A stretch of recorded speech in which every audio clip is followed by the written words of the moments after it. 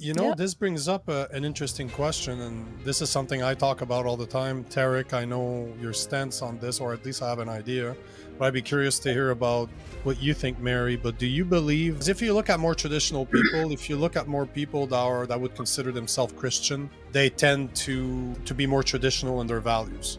Do you think that one of the reasons that marriage are being desecrated the way they are today, how easy it is to spend 2 days with someone, go in Vegas, and then get divorced, it is because of a lack of virtues that religion used to teach? That they used to teach, yeah. And I would say that they used to hold sacred. But when you start creating different Bibles and you start excusing certain behaviors and you're saying, no, you can't say this because you need to not judge, without them realizing that discernment is very key.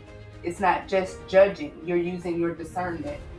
I think once the religious leaders start excusing certain behaviors because maybe they were practicing it themselves, that they've allowed their followers to also do the same, and then it all goes downhill from there. Because if you look at, I'm not the biggest fan of Andrew Tate, but I do agree with a lot of the things that he says, not the way he delivers the message, but one of the things he talks about is the fact that he's Muslim because he believes that Christianity's gone soft. He does have a point, right? Yeah, he does, because now you can't even question people's behavior. You're not supposed to say anything when the man brings in his side kid, his wife, and his baby mama and the baby mama's lesbian girlfriend, and they're all sitting on the front row. Like, I thought we were supposed to be praying for them.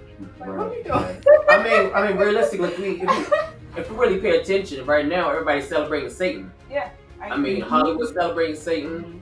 I mean, being a Satanist is the way to go in America. I mean, nobody's talking about, you talk about God, you're shunned. Like, oh no, off with your head. Yeah. Like, I agree.